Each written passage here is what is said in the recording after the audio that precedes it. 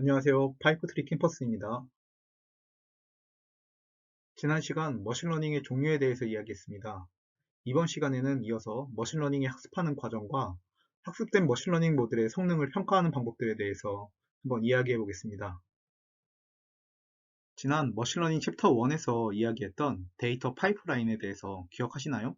현실 세계에서 데이터를 수집하고 그 다음에 수집한 데이터를 분석하여 정보를 찾아낸 후에 의사결정과 실제 서비스에 적용하는 이런 전체 단계를 데이터 파이프라인이라고 부른다고 했습니다. 그리고 이렇게 정보에서 의사결정까지 연결되는 부분에서 머신러닝과 딥러닝이 사용된다고도 말씀드렸죠. 오늘은 그 스코프를 줄여서 이 머신러닝을 만드는 순서에 대해서 이야기해 보려고 합니다. 자, 머신러닝은 어떤 순서로 만들까요? 우리가 그동안 머신러닝은 그냥 데이터를 학습시킨다 라고만 말을 했지만 엄밀히 그 안에 순서와 절차가 있습니다. 하나하나 말씀드리면 우선 분석에 대한 설계입니다. 앞 단계에 데이터에서 얻은 정보를 기반으로 해서 어떤 목적과 방법으로 머신러닝을 만들겠다라는 설계를 하는 겁니다. 설계라고 해서 어떤 도면이 있는 건 아니고 간단하게 생각을 정리하거나 문서로 정리해 놓을 수 있겠죠. 그 다음은 그 분석의 목적에 맞게 데이터를 처리하는 겁니다. 이 단계를 우리는 데이터 전처리라고 합니다.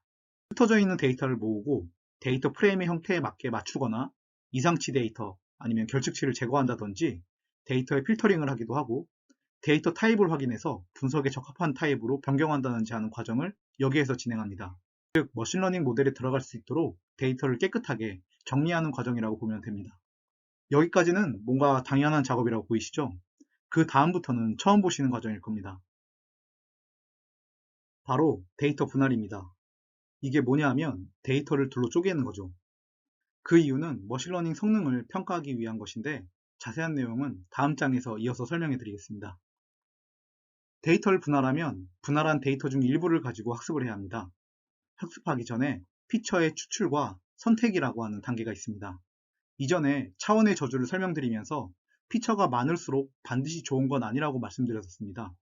그래서 데이터의 정보를 요약하거나 비정형 데이터의 경우 그 의미를 파악할 수 있도록 특징을 추출하고 유용한 특징을 선택해서 알고리즘에 학습시키는 거죠.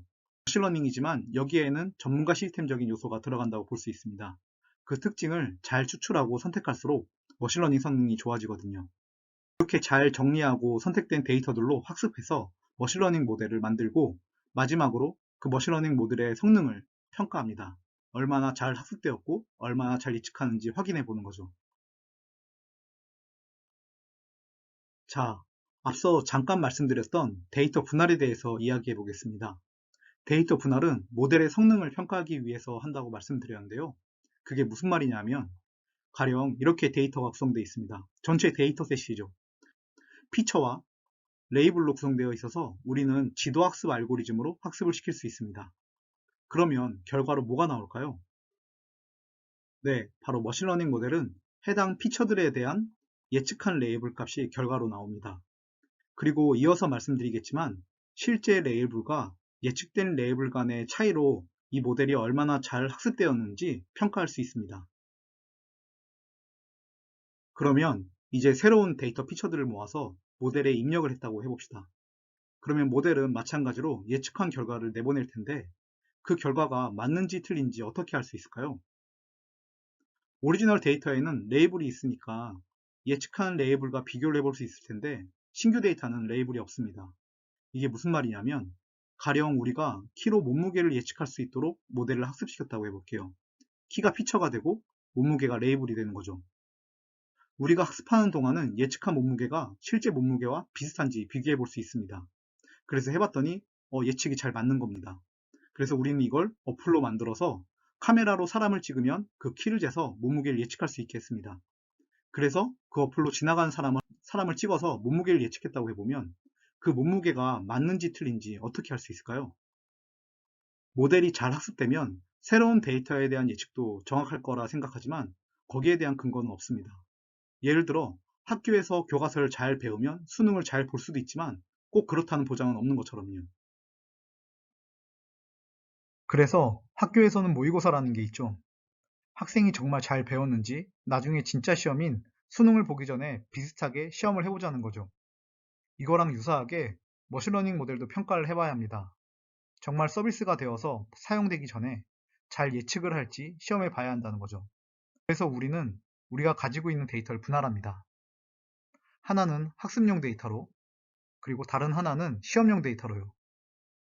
그 비율은 정해진 규칙은 없지만 보통 7대3이나 8대2 정도의 비율로 나눕니다. 그리고 학습용 데이터로만 머신러닝 모델을 학습시키고 시험용 데이터로는 성능을 평가하면 앞으로 실제 데이터가 주어졌을 때 어떤 수준의 성능을 나타낼지 알 수 있는 거죠. 그러면 왜 굳이 이렇게 해야 할까요? 왜 학교에서 수능 모의고사를 보는 걸까요? 그냥 교과서만 잘 배우면 될 텐데 말이죠. 뭔가 교과서에서 학생이 학습한 것과 실제 수능에서 평가하는 것 사이에 차이가 있어서 그런 것일 수도 있습니다. 무슨 차이냐면 어떤 학생이 교과서에 있는 문제를 풀어서 다 맞췄다고 해보겠습니다. 그런데 사실 그 학생은 교과서 뒤에 있는 정답을 외워서 푼 것이었어요. 그러면 수능에서 어떻게 될까요? 좋지 않은 결과를 얻겠죠? 이건 선생님이 원하는 학습의 방향이 아닐 겁니다. 머신러닝도 이런 현상이 발생하는데요. 이런 현상을 바로 과대적합, 오버피팅이라고 합니다. 왜 이런 일이 생기는지 이해하려면 머신러닝 알고리즘이 데이터를 학습하는 과정을 봐야 합니다. 챕터 1에서 봤던 모스와 샘플의 그림입니다. 우리가 학습하는 데이터는 샘플들이고 머신러닝은 샘플들의 패턴을 학습해서 모수의 패턴을 예측할 수 있다고 했습니다. 왼쪽의 모수에도 다양한 패턴들이 있고 오른쪽의 샘플에도 다양한 패턴이 있습니다. 그리고 에러도 있는데 이 데이터의 주요 패턴이 아니라 잡음이나 노이즈를 말합니다. 사실 실제 우리가 가지고 있는 대부분의 데이터는 이 에러, 노이즈가 항상 있습니다. 이건 기억하고 계셔야 합니다. 데이터 분할이라는 것은 이렇게 모은 샘플 데이터를 다시 트레이닝 데이터와 테스트 데이터로 분할하는 겁니다. 자, 그러면 이제 트레이닝 데이터로 학습을 한번 해보겠습니다. 학습의 초기 단계입니다. 트레이닝 데이터를 그래프로 그려보면 왼쪽과 같이 분포되어 있습니다. 트레이닝 데이터 중 일부를 학습해서 파란색 패턴을 학습했네요. 이 파란색 패턴을 그려보면 이런 직선 모양의 모델이 만들어졌습니다. 직선 모양을 보시듯이 아직 피팅이 다 된 것 같지는 않습니다. 조금 더 학습을 해야죠. 조금 더 학습을 진행했습니다. 트레이닝 데이터 중 더 많은 양의 데이터를 통해서 패턴들을 학습했고 이번에는 주황색 세모 패턴을 추가로 더 학습했습니다. 그래서 모델의 모양이 여전히 직선이지만 약간 더 데이터들의 분포와 유사하게 변했습니다. 하지만 아직 약간 더 피팅할 수 있을 것 같네요. 학습을 더 진행해 보겠습니다. 자, 학습을 더 진행했습니다. 이제 트레이닝 데이터의 대부분을 학습했고 패턴도 초록색 네모 패턴을 추가로 학습했습니다. 그래서 모델의 모양이 직선에서 약간 곡선의 형태로 변하면서 대부분의 데이터를 잘 설명하는 것 같습니다. 사실 반칙이지만 우리는 테스트 데이터의 패턴도 알고 있는데 테스트 데이터의 패턴을 보면 지금 학습한 패턴들을 모두 포함되어 있습니다. 아마 지금 테스트 데이터를 가지고 평가를 해보면 성능이 가장 잘 나올 겁니다. 하지만 조금 더 학습을 해보겠습니다. 더 좋아질 수도 있으니까요. 이제 트레이닝 데이터의 모든 패턴을 다 학습했습니다. 그런데 모델의 모양이 기존 곡선에서 더 복잡한 형태로 변했습니다. 트레이닝 데이터에 있던 에러까지 학습해버렸기 때문인데요. 사실 에러는 어떤 패턴이 없기 때문에 에러를 학습하면 모델의 표현이 더 복잡해질 수밖에 없습니다. 과연 지금 모델에서는 테스트 데이터에 대한 예측 성능이 잘 나올까요? 잘 안 나올 겁니다. 왜냐하면 테스트 데이터에는 없는 에러가 학습되었으니까요. 참 이상합니다. 학습을 더 많이 했는데 왜 성능은 더 안 좋아지는 걸까요? 이게 바로 과대적합, 오버피팅이라는 겁니다. 패턴을 학습하다가 머신러닝이 데이터 하나하나까지 다 외워버리는 거죠. 오버피팅은 그림과 같이 모델이 학습되면서 성능이 좋아지다가 어느 순간부터는 테스트 데이터에 대한 예측 성능이 감소하기 시작하는 이런 현상으로 나타납니다. 여기에서 모델의 복잡도는 단순하게 우리가 앞서 봤던 모델의 모양으로 이해할 수 있습니다. 데이터의 패턴을 나타내는 과정에서 처음에는 가장 단순한 직선으로, 그 다음은 곡선, 마지막에는 복잡한 모양으로 변해갔는데 이게 바로 모델 복잡도가 증가한다고 볼 수 있습니다. 처음 직선 모양일 때에는 아직 데이터의 패턴을 다 학습하지 못했기 때문에 트레이닝 데이터의 성능도 낮고 테스트 성능도 낮습니다. 곡선 모양의 트레이닝 데이터에 있는 모든 패턴을 학습할 때까지는 학습 성능과 테스트 성능이 함께 증가합니다. 그러다가 에러를 학습하는 순간 트레이닝 데이터에만 있는 에러를 학습했기 때문에 트레이닝 데이터의 성능은 계속 증가를 하겠지만 테스트 성능은 오히려 감소하게 됩니다. 과정에서 처음 패턴이 다 학습되지 못해서 성능이 낮은 상태는 과소적합 또는 언더피팅이라고 하고, 학습 데이터의 모든 패턴과 에러까지 학습해서 모델이 복잡해진 상태를 과대적합 또는 오버피팅이라고 합니다. 이건 다시 조금 더 복잡하게 설명하면 바이어스와 베리언스라는 편향과 분산으로도 현상을 설명할 수가 있습니다. 한 번에 이해가 안 되실 수도 있으니 다양한 자료를 참고하시면 좋을 것 같습니다. 오른쪽과 같이 화살 관역이 있을 때 우리의 실제 레이블은 관역의 가운데 원에 있다고 해보겠습니다. 그리고 붉은색 점을 예측한 값이라고 하면 4개의 관역 중 왼쪽 위와 같이 가운데 원 안에 들어가 있으면 예측이 다 맞은 거라고 볼 수 있습니다. 왼쪽 아래의 관역을 보면 점들 중 가운데에 들어온 게 하나도 없습니다. 예측을 다 잘못한 거죠. 그리고 한 곳에 몰려 있습니다. 이런 상황을 예측값들이 모여 있으니까 베리언스, 분산은 작고 대신 목표로부터 다 떨어져 있으니까 바이어스, 편향은 크다라고 말할 수 있고, 아직 데이터 패턴을 다 학습하지 못한 또는 너무 단순하게 학습한 과소적합 모델을 이야기합니다. 파란색 선을 보시는 것처럼 대부분 구간에서 예측한 결과가 실제값과 크게 차이가 나고 예측 모델도 단순한 직선 모양으로 예측값 간의 분산이 작게 설정되는 거죠. 오른쪽 위 관역을 보겠습니다. 예측한 점들 중에 어떤 건 가운데 원에 들어와서 잘 맞지만 그렇지 않은 점들도 있습니다. 이런 현상은 예측점들이 넓게 퍼져 있어서 베리언스, 분산은 크고 대신 중앙 원을 기준으로 맞춰져 있어서 바이어스, 편향은 작은 상태라고 볼 수 있습니다. 즉, 모두 패턴과 에러까지 모두 학습을 해서 모델이 매우 복잡하고 예측한 값들이 어떤 것들은 딱 맞지만 어떤 것들은 큰 차이가 발생하는 과대적합의 상태를 말합니다. 안타깝게도 데이터에는 항상 에러가 존재한다는 확률 불확실성에 따라서 가장 좋은 상태인 왼쪽 위의 관역은 만들 수가 없고, 오른쪽 아래와 같이 분산도 크고 편향도 큰 상태는 예측이 아닌 랜덤 초이스의 상태라고 보면 우리는 과소적합과 과대를 잘 조정하는 이런 문제를 해결해야만 합니다. 이런 상황을 바이어스와 베리언스의 트레이드오프 관계로도 설명할 수가 있습니다. 우리가 바이어스와 베리언스가 적절하게 조절된 최적의 점을 찾아야 한다는 거죠. 즉, 바이어스가 높다는 것은 예측값이 아직 소수의 패턴만을 학습해서 편향을 가지고 있고 예측한 값들 간의 분산이 낮은 상태이므로 편향을 낮추고 분산을 올리기 위해서는 더 많은 데이터를 학습시키고 모델의 복잡도를 더 올려야만 합니다. 반대로 베리언스가 높은 상태에서는 모델의 예측값들 간의 차이가 커서 어떤 것은 잘 맞고 어떤 것은 잘 안 맞는 이런 상태에서는 오히려 데이터를 축소시키고 모델의 복잡도를 낮춰서 테스트 바이어스와 베리언스의 합이 최소가 되는 그런 최적점을 찾아야만 합니다. 이렇게 모델의 학습을 통해서 점차 바이어스를 줄여가다가 바이어스가 굉장히 작아진 상태, 그리고 베리언스가 굉장히 높아진 상태의 과대적합에서는 모델의 복잡도를 낮추는 것을 모델의 일반화 과정이라고 합니다. 결국 일반화하는 방법은 모델의 복잡도를 조정하는 것인데, 모델의 복잡도는 크게 모델의 구조를 조정하거나 데이터를 조정하는 방법들이 있습니다. 이 부분에는 레벨 2와 레벨 3에서 반복해서 이야기할 예정입니다. 자, 그런데 이야기하지 않은 한 가지 중요한 문제가 있습니다. 최적점이 어디인지 알 수 없다는 거죠. 모델을 학습시키고 테스트 데이터로 평가해봐서 성능이 감소하는 시점을 찾아보면 되지 않냐, 이렇게 생각할 수도 있습니다. 맞는 말입니다. 하지만 여기에 중요한 한 가지 맹점이 있습니다. 바로 사람의 인식 능력이죠. 사람의 인식 능력은 생각보다 엄청 높습니다. 즉, 모델을 만들고 테스트 데이터로 평가하고 다시 만들고 평가하는 반복 과정에서 사람이 이 테스트 데이터의 패턴을 알아버릴 수도 있는 겁니다. 그래서 그 방향으로 모델이 학습되도록 유도할 수 있다는 거죠.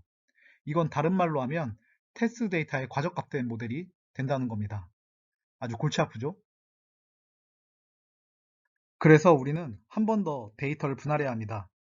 그리고 그 분리된 데이터를 검증 데이터 또는 밸리데이션 데이터라고 부르고 모델의 과적합 정도를 판단하는 데 사용합니다. 트레이닝 데이터 학습을 시키고 밸리데이션 평가를 해서 모델의 적정 복잡도를 결정하고 최후에 한 번 테스트 데이터로 평가를 해서 모델의 성능을 판단하는 거죠. 그런데 재미있는 건 밸리데이션 데이터는 테스트 데이터처럼 처음 한 번 분할해서 고정하는 게 아니라 학습할 때 매번 바꿔서 분할한다는 겁니다. 이걸 크로스 밸리데이션이라고 하는데 마찬가지로 밸리데이션 셋에 모델이 과적합되지 않도록 트레이닝 셋과 밸리데이션 셋의 분할을 모델마다 여러 번 바꿔서 분할을 해서 그 평균 성능으로 과적합과 모델의 성능 수준을 판단한다는 거죠. 매우 합리적이지 않나요? 이 방법을 꼭 기억하시고 여기에서 중요한 건 트레이닝 데이터와 테스트 데이터 그리고 밸리데이션 데이터 모두 본래 데이터의 분포가 되도록 나누는 것이 중요하다는 겁니다. 주요 패턴이 잘 학습되었는지 파악하기 위해서입니다. 분할하는 방법 여러 가지가 있는데 마찬가지로 레벨 2와 레벨 3에서 반복해서 다룰 예정입니다. 자, 그러면 제가 계속 모델의 성능으로 과대적합이나 과소적합을 이야기했는데 과연 모델의 성능은 어떻게 측정할 수 있을까요? 지난 챕터 1에서 레이블이 없는 비지도 학습은 성능을 측정하지 못한다고 말씀드렸었고 지도 학습은 실제 레이블과 예측 레이블 간의 차이로 성능을 측정한다고 말씀드렸었습니다. 아시다시피 각각 레이블의 데이터 타입에 따라 지도 학습은 회귀와 분류 두 가지가 있다고 말씀드렸었는데 따라서 실제 레이블과 예측 레이블의 차이를 측정하는 성능 측정 방법도 회귀와 분류가 서로 다릅니다. 회귀 모델의 성능 측정 방법을 설명드리면 회귀는 회귀선으로 레이블 값을 예측한다고 말씀드렸었는데요. 그림과 같이 해당 피처에 해당하는 회귀선으로 예측한 값과 그 피처에서 실제 레이블 값의 차이를 회색 직선으로 표현할 수 있습니다. 따라서 회귀 모델은 실제 값과 예측 값의 차이가 작은, 즉 회색 직선의 길이가 짧으면 짧을수록 예측을 잘하는 성능이 좋은 모델이라고 볼 수 있겠죠. 그래서 이 회색 직선의 길이를 계산하는 것으로 성능을 측정합니다. 그림에서 보시는 것처럼 어떤 예측 값은 실제 값보다 크고 어떤 경우는 그 반대일 겁니다. 그래서 단순하게 그 값들을 더하면 0에 가깝게 수렴하기 때문에 예측값과 실제값의 차이를 바로 사용하지 않고 절대값으로 변환하거나 아니면 제곱한 값으로 사용해서 그 차이를 양수로 만들어서 사용합니다. 여기에서 E는 mean absolute error의 약자로 그 차이의 평균을 계산한 것이고 MSE는 mean squared error로 그 차이의 제곱한 값을 평균을 사용한 값입니다. 그리고 RMSE는 mean squared error가 제곱한 값을 사용하기 때문에 그 숫자가 매우 커져서 루트를 씌워서 변환한 값입니다. 그 외에도 MSLE, RMSLE가 있고 여기서 R² 같은 경우에는 실제 값과 예측 값의 분산의 비율을 계산한 것으로 이들 중 어떤 것을 사용해도 좋습니다. 이번에는 분류 모형의 성능입니다. 회귀보다 조금 쉽습니다. 분류 모형은 결정 경계, 즉 디시전 바운더리를 기준으로 분류를 한다고 했습니다. 그림을 보시면 디시전 바운더리의 왼쪽은 붉은색으로 그리고 디시전 바운더리의 오른쪽은 녹색으로 예측을 합니다. 그런데 데이터를 보시면 실제 데이터는 붉은색인데 녹색으로 예측된 데이터도 있고 그 반대로 실제로는 녹색인데 붉은색으로 예측된 데이터들도 있습니다. 이런 데이터들을 하나하나 개수를 세워서 테이블로 정리해보면 그 테이블을 컴퓨전 매트리스라고 부릅니다. 이 컴퓨전 매트리스의 가로축은 예측한 값을 그리고 세로축은 실제 값을 적게 되어 있는데요. 가령 예를 들어서 실제도 붉은색이고 예측도 빨간색으로 된 개수를 세어보면 하나, 둘, 셋, 넷, 다섯, 여섯, 일곱, 여덟 8개가 들어가게 되네요. 바로서 이걸 true positive라고 부르고요. 반대의 경우도 한번 봅니다. 실제도 녹색이고 예측도 녹색으로 된 경우죠. 여기 보시는 것처럼 하나, 둘, 셋, 넷, 5, 6, 7, 8. 예, 마찬가지로 8개가 있네요. 이건 우리가 true negative라고 부르겠습니다. 이것들은 이제 잘 분류된 것들이고요. 그럼 틀리게 예측된 것들을 한번 보겠습니다. 실제는 녹색인데 붉은색으로 예측된 것들인 거죠. 자, 여기 보시는 것처럼 실제는 녹색인데 디시전 바운더리 왼쪽으로 넘어가면서 붉은색으로 예측된 점이 하나, 여기 2개가 있고요. 이게 2라고 적을 수 있습니다. 또 반대의 경우 실제는 붉은색인데 예측은 녹색으로 된 경우도 마찬가지로 하나, 둘, 이렇게 2개가 될 수 있겠네요. 이 테이블을 통해서 우리는 정분류율이라고 하는 어큐러시와 오분류율이라고 하는 에러 레이트를 계산해낼 수가 있습니다. 여기서 중요한 건 어큐러시인데 공식은 다음과 같습니다. 전체 샘플 개수 분의 정확하게 분류한 개수를 말하게 됩니다. 이 데이터 같은 경우에는 16분의 20이 되겠네요. 그래서 전체 어큐러시는 약 80% 정도가 나오게 되는 겁니다. 오분류율은 거기서 1에서 100에서 이거 값을 뺀 것으로 약 20% 또는 0.2의 오분류율을 보인다고 말할 수 있습니다. 자, 약간 예외 사항을 살펴보겠습니다. 그림과 같이 데이터들이 있어서 회귀 분석을 했는데 데이터의 분포를 보니까 가운데 부분에 많은 데이터가 수집되었고 양 끝에는 데이터가 별로 없습니다. 이렇게요. 그래도 회귀선을 만들 수는 있는데요. 이런 데이터를 불균형 데이터라고 부릅니다. 이런 경우 당연히 데이터가 많은 부분은 예측 정확도가 매우 높을 것이고 그렇지 않은 부분은 정확도가 좀 차이가 날 수 있겠죠. 이런 경우에는 신뢰 구간으로 표시할 수 있습니다. 회귀선이 있지만 데이터가 많은 구간은 예측값과 실제값 간의 차이가 크게 발생하지 않고 반대로 데이터가 없는 구간에서는 예측값과 실제값의 차이가 크게 발생할 수 있다는 것이죠. 본래 데이터가 분포의 특성을 가지고 있는 경우도 있지만 부족한 구간에서 데이터를 추가로 수집해서 신뢰 구간의 균형을 맞춰줄 수도 있습니다. 이번에도 데이터가 불균형합니다. 전체 데이터는 많은데 그 중에서 단 2개만 녹색의 데이터입니다. 녹색의 레이블인 거죠. 이런 경우 어떤 일이 생기냐면 모델의 정확도가 엄청 높게 나올 수가 있습니다. 왜냐하면 그 모델이 아무렇게나 만들어 놓고 그냥 모든 걸 붉은색이라고 예측만 해도 정확도가 90% 이상 나올 테니까요. 이런 경우가 의외로 많습니다. 가령 의료 데이터를 가지고 그 중에 암 환자를 예측하거나 공장의 생산 데이터를 가지고 분량을 예측하는 경우처럼 예측하고자 하는 클래스의 빈도가 작은 경우 이런 불균형 데이터가 될 수밖에 없습니다. 그렇다고 모든 환자가 암이 아닌 정상이라고 예측하거나 모든 제품이 불량이 아닌 정상이라고 예측하면 머신러닝 모델이 아무런 쓸모가 없겠죠. 원래 암 환자의 비율은 그렇지 않은 사람보다 적고 불량 제품의 비율도 그렇습니다. 따라서 데이터를 추가로 수집한다고 해도 이 비율은 변하지 않죠. 물론 암 환자의 데이터나 불량 데이터들을 추가로 수집할 수만 있다면 해야 하지만 비율이 워낙 작으면 이 또한 쉽지 않은 일입니다. 하지만 이런 경우에도 해결할 수 있는 다양한 방법이 있습니다. 바로 샘플링 기법을 적용하는 건데요. 크게 오버샘플링과 언더샘플링으로 구분할 수 있습니다. 오버샘플링은 부족한 클래스의 데이터를 복제해서 증가시켜서 데이터의 비율을 맞추는 방법입니다. 다양한 방법들이 있는데요. 이 오버샘플링을 할 때 발생할 수 있는 문제는 소수의 데이터를 복제했기 때문에 머신러닝 모델이 그 데이터에 오버피팅 될 수 있다는 겁니다. 반대의 방법도 있는데 이게 언더샘플링입니다. 데이터 사이즈가 큰 클래스의 데이터 중 몇 개만 샘플링을 해서 다른 클래스와 비율을 맞춰서 학습을 시키는 방법입니다.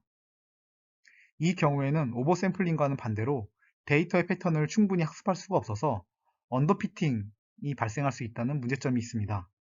이 부분에 대해서도 머신러닝 레벨 2에서 자세히 다룰 예정입니다. 여기까지 우리는 머신러닝 레벨 1 챕터 2 과정에서 머신러닝의 종류, 그리고 머신러닝의 학습, 그리고 머신러닝의 성능에 대해서 이야기했습니다. 머신러닝의 종류는 지도학습, 비지도학습, 강화학습으로 이루어져 있고 지도학습은 레이블 데이터 특성의 형식에 따라서 회귀와 분류로 구분된다고 했습니다. 또한 비지도학습은 다양한 방법이 있지만 크게 군집 분석과 차원 축소가 있다고 말씀을 드렸었습니다. 머신러닝 학습에서는 우리는 데이터 분할과 오버피팅에 대해서 이야기했었습니다. 데이터 분할은 트레이닝 데이터와 테스트 데이터, 그리고 오버피팅을 우리가 확인하기 위해서 밸리데이션 데이터셋을 쓴다고 했고, 이 오버피팅 같은 경우에는 학습이 너무 많이 되다 보면 테스트 성능이 감소하는 현상을 말한다고 했습니다. 반대로 아직 학습이 덜 된 상황은 언더피팅이라고 말을 했고, 오버피팅을 우리가 점차 그 성능을 모델의 복잡도를 낮춰가는 과정을 일반화한다라고 말씀드렸었습니다. 그리고 우리가 마지막으로 머신러닝의 성능에서는 회귀와 분류에서 각각 그 성능 측정 방법이 다르다는 것을 말씀드렸었고요. 회귀는 다양한 성능의 척도가 있었고, MAE나 MSE를 쓸 수 있다고 말씀드렸습니다. 그리고 분류 같은 경우엔 컴퓨전 매트리스를 만들어서 어큐러시다든지 아니면 에러 레이트를 계산할 수가 있습니다. 그리고 특이한 경우, 하지만 실제로 많이 발생하는 경우가 바로 이 데이터 불균형 현상인데요. 앞서 설명드린 것처럼 클래스의 비율이 서로 다른 데이터셋인 겁니다. 이런 경우에 이 데이터셋의 비율을 맞출 수 있는 방법들이 크게 두 가지 방법이 있고, 오버샘플링과 언더샘플링이 있다고 말씀드렸습니다. 그리고 오버샘플링은 오버피팅의 문제점이 발생할 수 있고, 언더샘플링은 반대로 언더피팅의 문제점이 발생할 수가 있다고 말씀드렸습니다. 이상 여기까지 머신러닝 레벨 1 과정을 모두 마쳤습니다. 이제 레벨 2의 과정에서 다시 뵙도록 하겠습니다. 감사합니다.